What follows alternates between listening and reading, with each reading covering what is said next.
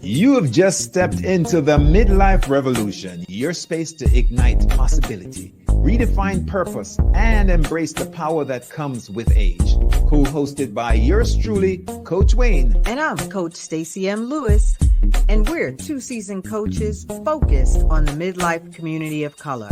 This isn't just a podcast, it's a movement.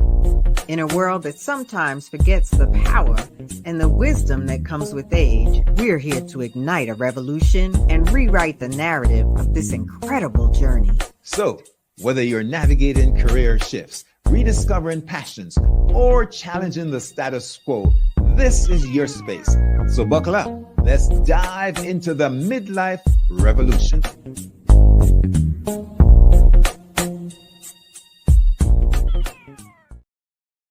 Hey, good morning. Good morning. It is July 16th. We are so deep into half of the year. I mean, we're looking at the end of the year before you know it, before you quint, right? Slow down. It doesn't have to be we're looking at the end of the year. We are in, let's be present, Coach Wayne. We are in the middle of the year. Okay, I'm moving too fast, Stacy, and I'm going to slow up and slow down a little bit. So catch up now, everybody. We are July 16th. A lot is happening. In fact, my youngest son's birthday, Jared, is tomorrow. Happy birthday, Jared. I'll come. Happy birthday, Jared. Yeah, we'll be talking to you. And so much is happening. I may have, Jared is actually July 18th. Oh, well, forgive me, Jared. But hey, Stacy, I'm taking my memory tablets. I'm making sure that I stay up with the stuff.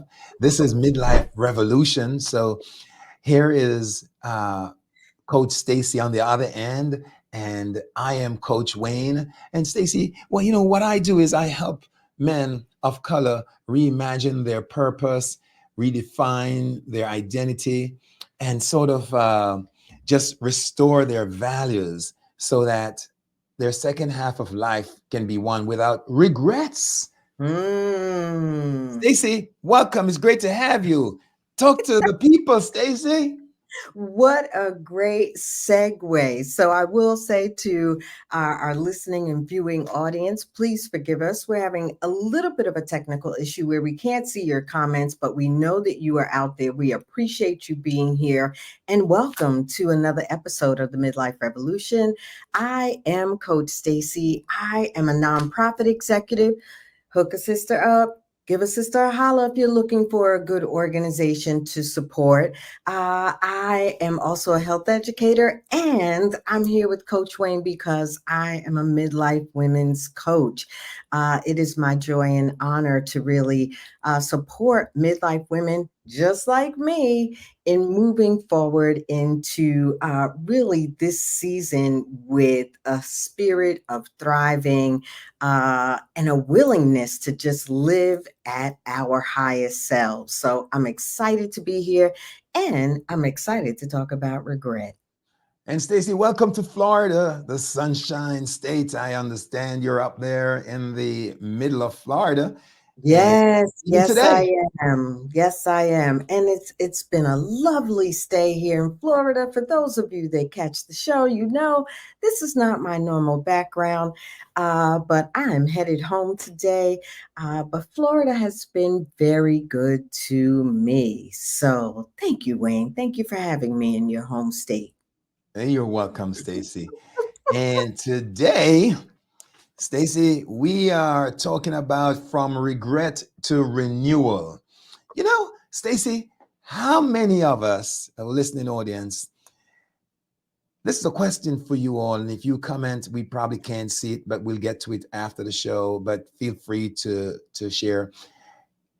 How many of you have looked back at your life and you have said, I wish I had done something differently, or I regret that I did something the way I did?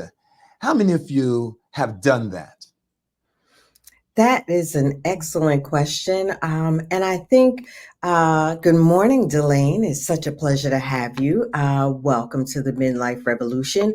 Um, I'm sure that we can all at least come up with one time, one thing that we have a sense of regret about. And so let's just talk for a brief second about what we mean by regret, right? And so when you look up the definition, you see a sense of loss, a sense of dissatisfaction, a feeling of sorrow or remorse for fault, act, loss, or disappointment. And so I will say that it doesn't have to be very recent. I have a slight sense of regret that while I'm in the home state of my fellow coach and midlife revolution partner, Sir Wayne, that I did not have a chance to actually see him IRL, as they say in those streets in real life. So that's a slight regret, but certainly we can talk at a deeper level about regrets. And good morning to Isaac. Welcome to the Midlife Revolution.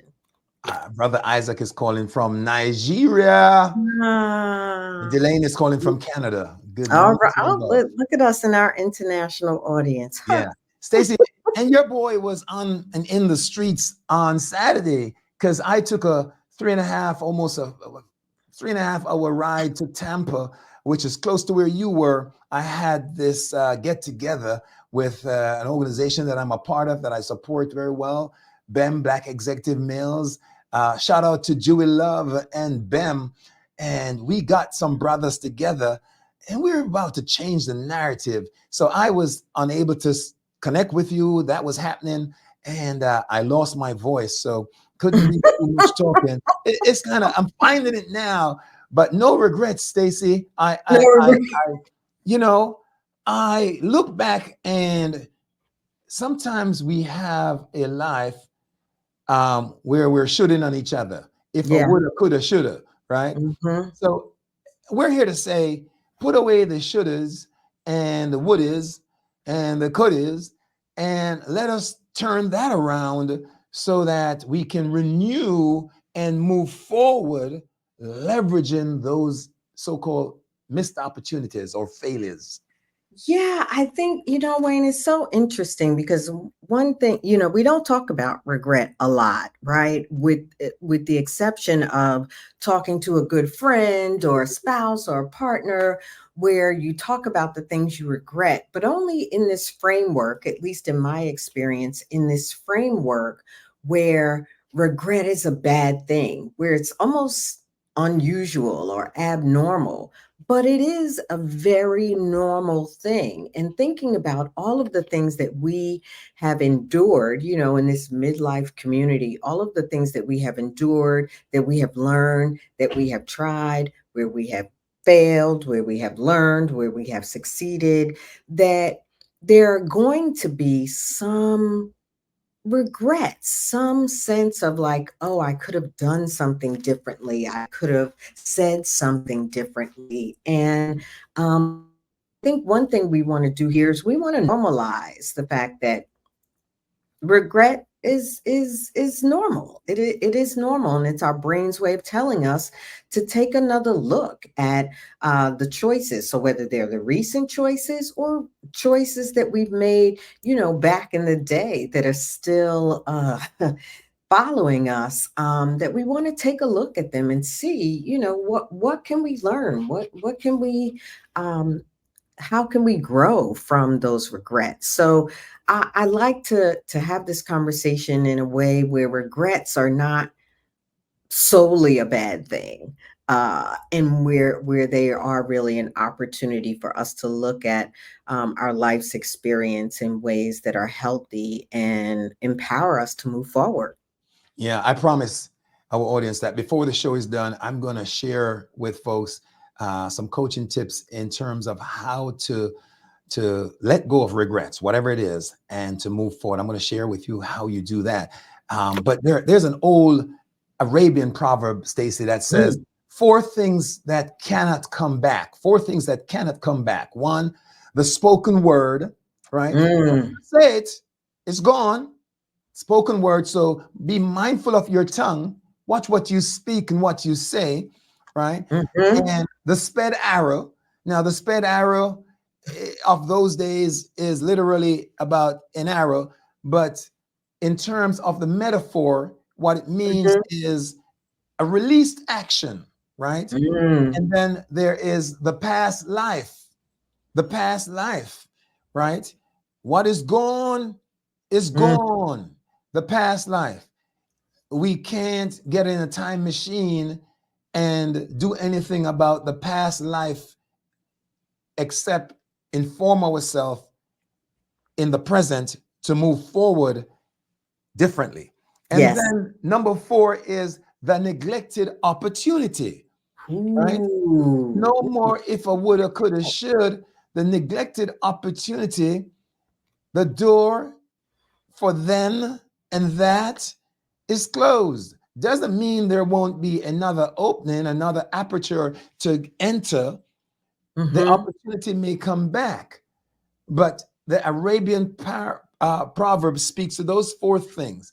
And we have to be mindful when we are operating in our daily lives to be intentional so that we don't wind up looking back regretting. I- That, that was so good. Thank you, Stacy. Yes, no, it really was, and I love clearly, Isaac agrees that reality of neglected or missed opportunity, um, yet it is gone, it is done, and how we how we use those four prongs, we'll say, as fuel, how we use and how we consider them um, as fuel to move forward, I think is part of the challenge. And one of the things that you and I talked about is these competing, we'll say, or these two different camps around regret, two different theories or philosophy around regret. And one is to actually dwell on those regrets, but to dwell in a healthy way, to think about them like, what did you learn from that inaction or those words that you spoke or that missed opportunity? What did you learn? And how can you use that Yes. to really propel you forward? And then the other camp resonates with what you said as well, that don't dwell, don't kind of sit there ruminating on the regrets in ways that are not productive. And how often do we find our thought life, right? You and I as coaches are often Yes. talking about the narrative in the head. How often do we find ourselves in our thought life really dwelling on our regrets in ways that are just not productive?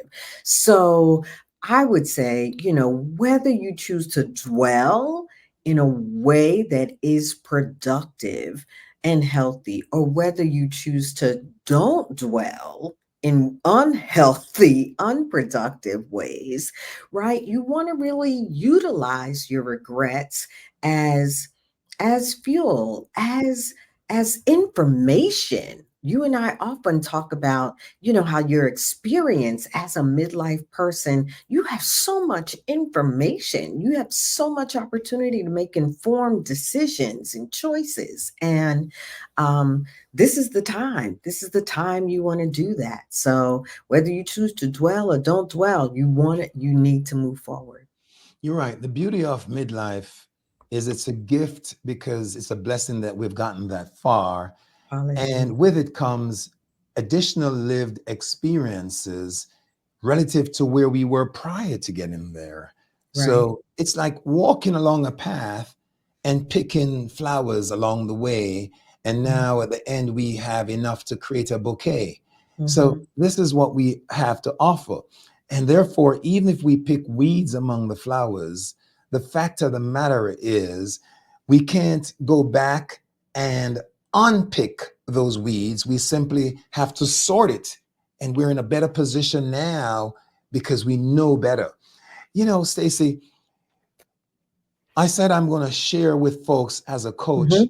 how to deal with regrets, because what happens oftentimes in terms of the emotional and psychological damage of regret is that people worry and often become depressed. They they stew on the past, Mhm. and depression is about stewing on the past in a way that lowers you, your sensibilities and your energy and feelings. Regret is a feeling. Regret is a sensation about a thing. So it's Mhm. based on a belief about an incident, an occurrence in the past that you attribute a certain feeling to. But here's the thing, Stacy. Mhm. When you look at that incident or happening in the past, one of the decisions you have to make is, did was it within your locus of control? Did Mm. you have control of Mhm. whatever it is that you're regretting?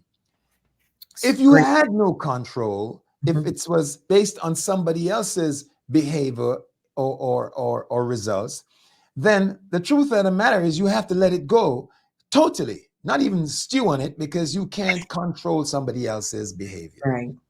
Right. If it was based on a decision you took or didn't take, right? Well, it's always a decision whether you took Mhm. action or not. Mhm. You had control. And what you have to do, if it's within your control, is, and here is where the coaching and teaching, as it were, comes in.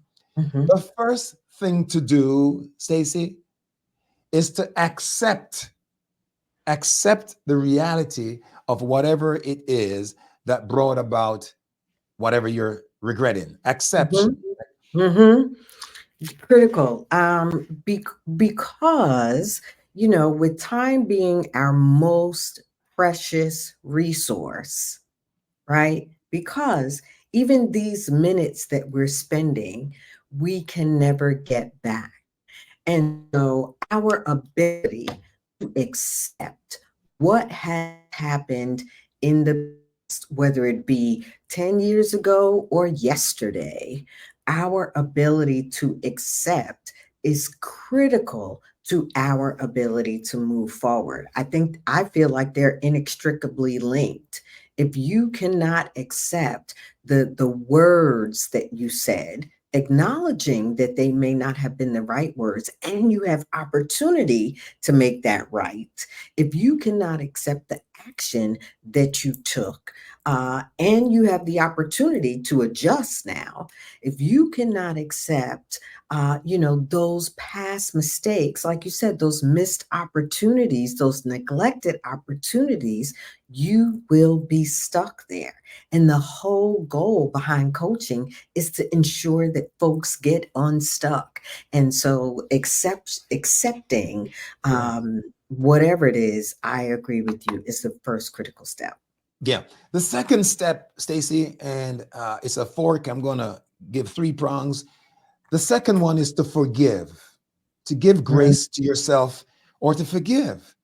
And those who follow the Christian faith will know that you firstly seek resolution by declaring that Mhm. you have wronged, so to speak, and then you ask for forgiveness. So here is an opportunity, we're saying, when it comes to looking at what we consider regretful behavior, Mhm. to firstly accept and then to forgive. Now, what does that mean? I know when I work with men of color, a lot of times we see and hear about the missing father, right? That's a Mm. narrative that we're Mhm. changing, though, of course, because, put it this way, if there are 50 broken homes, that means there are 50 families intact, right?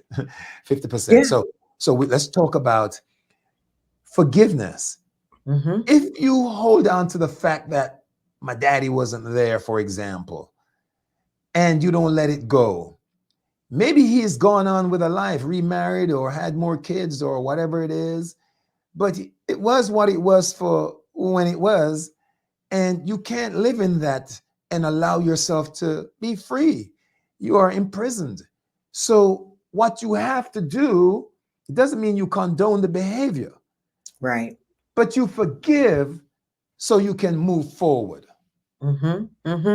Yeah, I think it is critical to forgive. You reference being followers of Christ, and forgiveness is to be really a practice and a principle that we are living out daily, and forgiving someone for the things that they have done, the wrongs that they have caused, regardless of what it takes. And just as it takes time to focus on the regret, the issue, the unforgiveness, do the work to move through into forgiveness, because it is life changing. Yeah. Thank you. And Stacy, the third one, which Hmm. is so important, we talk about moving from regret to renewal. The Hmm. third piece of that prong is permission. What do I mean by permission? Giving ourselves permission to move forward. Giving Hmm. our so first we accept that this is what it is, Yeah. and we forgive or ask for forgiveness, you know, and then we give permission. Stacy, I remember really having gone through a incident where I felt that I had wronged someone, and this was time had elapsed years ago. Hmm.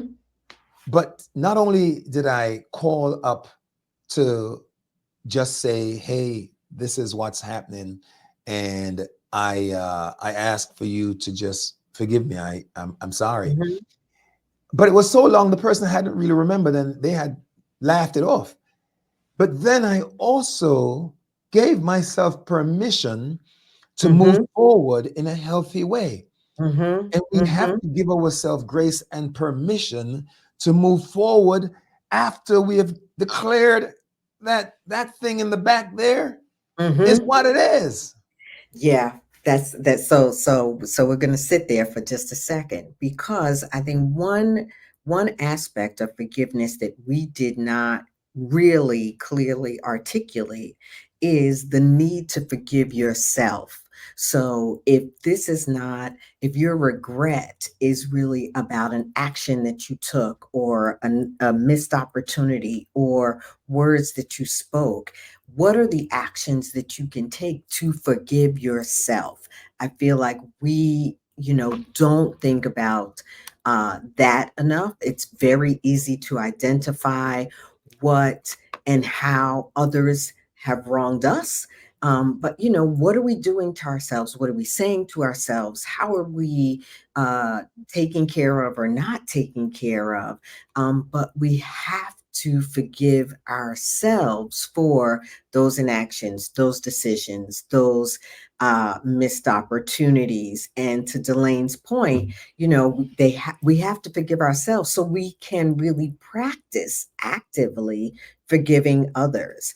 And so moving from that area of forgiveness into the permission, I think it's critical that we also include forgiving ourselves. So just didn't want to leave that. And welcome, Raleigh.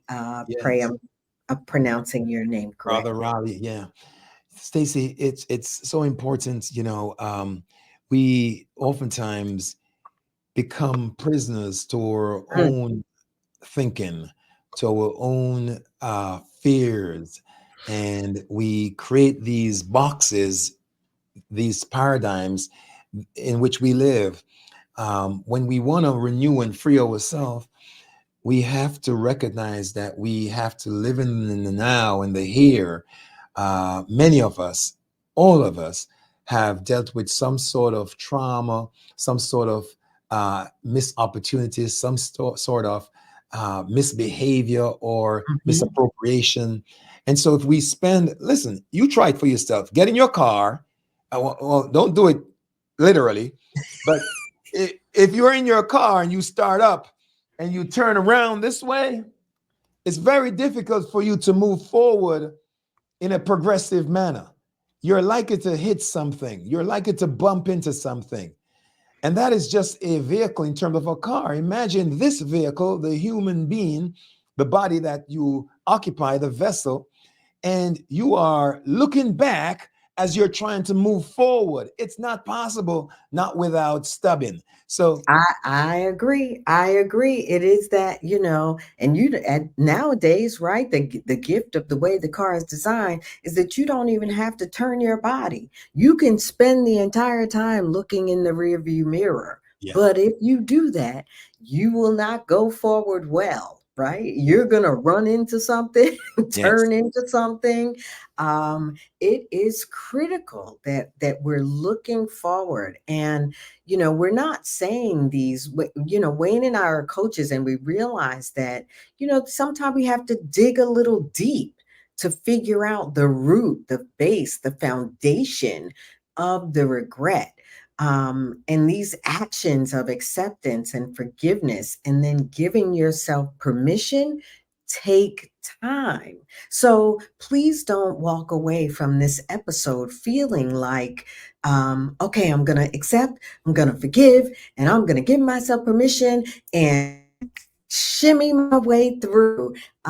It takes time, but when you sense that regret, whatever it is, action, word, missed opportunity, spent arrow, as Wayne shared, when you experience that moment, like, just give that a moment of airtime and think about, what does it need? Does it need acceptance yes. to move into forgiveness, to move into permission? I think, we're all a work in progress. But in this midlife season, we really have so much of life's experience. And that just means that we're likely to have maybe one or two more regrets than our 20 and 30-year-old counterparts, right? Because we get to look back at 20 and 30-year-olds and think about the things that we've done, that are now catching up to us. There's just such great opportunity ahead. And Wayne and I want you to experience your best life. We're about optimism, so we're saying there is a light at the end of the tunnel, and it's not a head-on freight train, right? It's a way out. So, Stacy, how do people get in touch with you to sample some of your transformational coaching?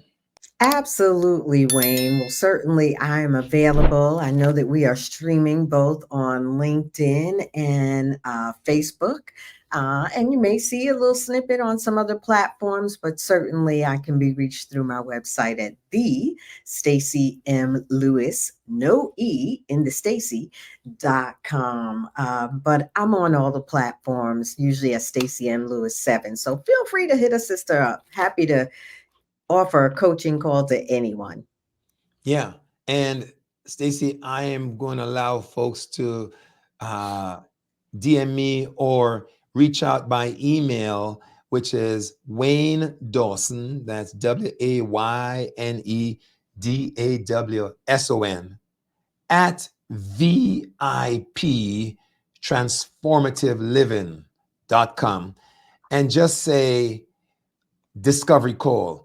We will get together with you for 30 minutes and figure out the problem area that you're trying to resolve and decide if we're a good fit. Now, if we're a good fit, there's no obligation to do the work, but if we're a good fit, what is it worth not to invest in yourself to make a change so that your next half can be your best half, as we like to say? And Stacy, Yes, that sir. means that we got to say bye to our friends. Curtis, my brother, love you much, always supporting us. Thanks for jumping on. Thank you, And Curtis. Thank you so everybody else. much. Appreciate the hair shout out. Thank you, Curtis. It's always good to have your support. Yeah, yeah. Stacy, We're gonna have folks get back to us next week, same time, same place, and we'll do it again. Midlife Revolution. Have a wonderful rest of the week. Stacy, have a safe flight home Thank on you, that sir. unknown airline, but we won't mention it. We got jokes. We got jokes today. I see. I So, see. Thank you all so much for joining us in this episode of the Midlife bye, Revolution. everyone. Like us, share, and catch the replay. We see you next week, same time.